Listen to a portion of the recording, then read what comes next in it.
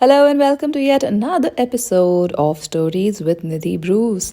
Today we are going to be talking about something that is super special just to me, and I can say it with confidence.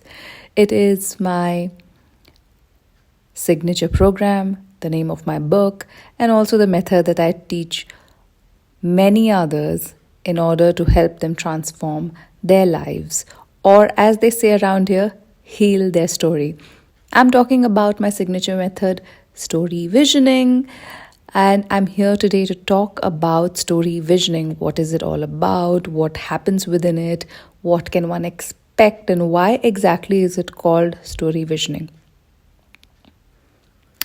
Now, let's start from the very beginning. How did story visioning come to be, and why is it called story visioning and not just life visioning or vision boarding or manifesting? So, here's the thing, I've always been a person very interested in manifestation. Of course, it's a very popular hot topic, if you can call it, right now. Everyone is very interested in knowing how to manifest things super quickly. It is, of course, not a very real concept, although it did become very popular over the last couple of years, ever since the book The Secret came out. But before that, also, there have been thinkers and writers and philosophers who have been talking about the power of asking what you want very, very clearly and then clearing out the energies to receive it, which is basically the premise for manifestation. Very, very simply, it is basically asking well and receiving well. That is equal to manifestation. If nobody has told you about this till now, then that's it for you. That's the definition that you know, that you need to know. And you can actually take that and run with it. It's as simple as that, honestly speaking. All right, I'm just going beyond the boat, if that is a phrase. But yeah, that is manifestation, and that's something that I've been interested in for so long. Because the thing is that I've been a fairly good manifester in my life, and I've been doing things and behaving in certain ways in order to facilitate quicker manifestation in my life from the time that I was around probably an early teen, right? So before that, of course, as a child, I probably figured out some ways which quickened my process of manifestation. And I think that a lot of us as children know how to do that, although we, of course, don't know what we are doing. So anyway, where was I? Yeah. So when I was a teenager, I realized that there was a process that I kind of followed. And when I did that process properly, I could be, if not 100%, but at least 99.999% sure that the thing would come to pass. But it had to be a kind of an energy. It was more like an energetic situation that I used to put myself in, and there was a process to it. But it was not a formalized process, it was something that I did. And the reason I knew that I was doing it was because after the fact, after the manifestation had happened, when I looked back, I realized that that's what I had been doing, right? So this is what happened to me during my, teens and my 20s and clearly in my 30s. In fact, in my 30s, if I may say so, I did a lot of negative manifestation as well. What does that mean? That means that I manifested many negative things in my life, unfortunately. This is again something that a lot of people don't talk about. Manifesting is not just about manifesting good things, great things, better things in our life, but we are also manifesting a lot of things that we probably don't want in our lives by the process of paying attention to it. And like I mentioned before, asking for stuff that one probably doesn't want, but asking it in a sense that, being in the energy of being expecting something negative and then allowing it to enter our energetic space. Of course, that's a discussion for another day, but like I was mentioning, I knew that I was good at manifesting stuff, be it good or bad. Fortunately for me, the scales do tilt towards manifesting good things in my life But it took me a while to really look back, understand, and actually verbalize or kind of really figure out what the exact system was. And this exact system was a combination of energetic work as well as practical work. And I realized that it was fairly simple. I also added onto it the aspect of journaling or writing, which I love doing, but is also a phenomenal method to bring things to pass in our reality if we so want. So that's one more aspect that I added to it.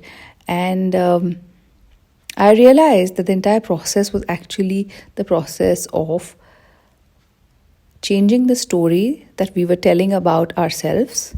So, our story that we've been telling about ourselves is dependent on how we view the story of our past, right?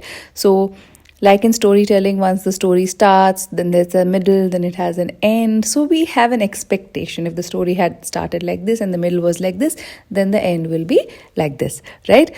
But once you realize that you are the author of your own story and you can actually change the way that the story turns out, you realize you have much more power in your hands. And that's something I realized as a storyteller who writes fiction. And that was something that, again, I was doing it in my life, but I had not formally understood it as being what it was. So that's how the concept of storytelling came into this entire process of manifestation or visioning. And that's how I created this process of story visioning. So that is the long story short. And clearly, this has not just been me dreaming up this entire situation, which is called story visioning, and one fine day offering it to people to say, hey, I've got this method, and why don't you try it out and see how it works out for you? Before I did all of that, I also did a lot of work on myself to really formalize and understand if this is really what it was. And I was shell shocked. I was like blown away by the understanding that I knew so many things, so many methods, that I was using these principles in my life without really understanding that that's what I was doing. So inherently, I think not just me, a lot of us inherently understand a lot of principles, but we forget to use them intentionally.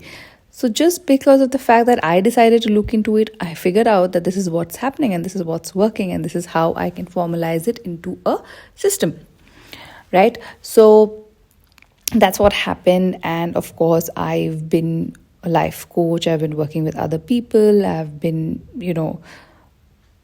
teaching myself a lot of stuff. I've been working out my own methods a lot. And in the process, I realized that this is something that is not just useful for me, but it's also so useful for everybody around me. Honestly speaking, I sometimes wonder that why is this information such a big secret? I mean, it's not a big secret, of course. You can just Google up manifestation and all the secrets would be revealed. But there is, how do I put it? There's like a sauce to it. Let's put it this way. It's not a secret. It's like a little bit of the way you mix the sauce, the temperature at which you make the sauce, the mix you put into it, right? So something like that. And I think story visioning does a brilliant job of putting together that sauce. And the entire course right now has 4 modules to it. And I do keep adding a lot of stuff to it depending on new learnings, new experiences, new insights that I get. So it's really a process of wonderful self-discovery, but it is also organized in a manner that makes a lot of sense. It's not like I just throw you to the deep end and say that, whoa, that's what the work you need to do and that's how you'll get out of the deep end. But it is a process of slowly easing you into what needs to be done in order for things to get easier and easier. And just allowing you to understand that manifestation is not magic. Manifestation is reality. Manifestation is something that we all do. But if we put our intention behind it properly, if we put our attention behind it properly, if we put in the process properly, it can be so much fun. I mean, your entire life can be a magical process, because you are working towards a certain direction, and you are certain that that something is going to pass, and if it has to pass, it will pass. If there's something really wrong with what you desire, then it may not pass. Again, that's one of the modules that we in which we talk about that. So yeah, so I think I went off on a tangent, but what I really wanted to say was that story visioning has been created with a lot of experience, a lot of heart, and with a lot of love. This is my signature program. It's the name of my book, and like I mentioned, I've really, really wanted to share this kind of a recipe, this for the sauce of manifestation, which I feel that is very easy to follow. Once you've done the course, it becomes literally like a part of life. And once you start doing the things that are mentioned in the course or in the book, you realize that you just become more aware, more intentional, more present in your life. And it eases out a lot of stuff, because I think the way that we are taught to live in the formal world, we are taught to live in a very Newtonian kind of a world. For lack of a better word, it's almost like every action will have an equal and opposite reaction, or you need to do X plus Y, then it is equal to Z. But sometimes it doesn't work like that. Sometimes the way you do a thing may not be as important as the intention you put behind doing that thing, or the energetic presence that you have while you're doing the thing. So there are so many other things happening for it. There is alignment with your desires. We are taught to think that we need to have XYZ to be happy in our lives, and we unquestioningly go on the quest to get this XYZ in our lives. But when we don't get it, we feel like failures. And even if we are trying all the manifestation tricks that TikTok teaches us, it may not come to happen, because that is not something that you're aligned with. And if you're not aligned with the thing that you desire, then it's not going to pass. Whatever you do, however many times you write down your affirmations or write it down on your notebook, it won't happen. Or even if it does happen, then it won't make you feel good. So all of that is something that I truly believe that manifestation is, first of all, not magic. Manifestation, secondly, is not just about manifesting more money, more abundance, bigger cars, bigger houses, greater jobs, stuff like that. Manifestation is basically a method of living a life which is more in aligned with your true desires and your values. And it is so easy and so simple. And I think it is remembering what we have forgotten, basically what we knew when we were children, like I was just mentioning. Right, okay. So this has been a fairly long kind of a ramble. I did not intend it to be A, long, or B, a ramble, but I really wanted to come in here and give you a brief background on what exactly story visioning is, and why I created it, or how I created it, and why I'm so freaking proud of it. I'm really, really proud of this program. And I am starting a new batch of story visioning on... right now, it's tentatively on the 1st of March 2022, but it may get pushed back by a week, depending on some personal circumstances. But I'm really enrolling people already. And if you have any interest in joining the program, I would love for you to join, of course. But if you have any questions, any doubts, any niggling things at the back of your head, do feel free to message me on any of my social media platforms, and I'll be so happy to reply to you. All right, so I hope you have a fantastic day wherever you are in the world. Take care of yourself, and remember that manifestation is all about asking well and receiving well. And if there's nothing else you took away from this podcast episode, then just remember that. And you have everything that you need within you. You don't need to look outside of you, right? Take care of yourself. Have a lovely day. Bye-bye.